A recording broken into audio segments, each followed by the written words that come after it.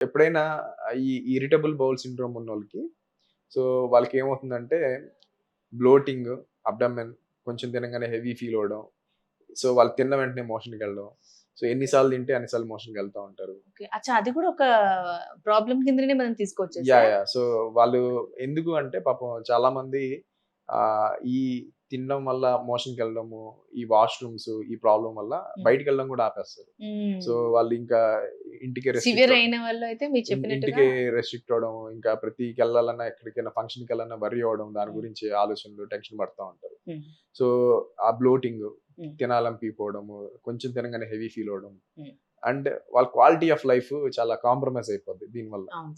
So, కొంతమందికి ఎక్కువ సార్లు లూజ్ మోషన్స్ అవ్వడం, కొంతమందికి అసలు మోషన్ 2 రోజులు, ఒక రోజైనా కూడా కాకపోవడం. హ్మ్. ఆర్ కొన్నిసార్లు ఎక్కువ లూజ్ మోషన్స్, కొన్నిసార్లు హార్డ్‌గా అవ్వడం. ఇట్లా మిక్స్‌డ్‌గా కొంతమందికి ఓన్లీ బ్లోటింగ్ ఇట్లా రకరకాల సింప్టమ్స్ ఉంటాయండి.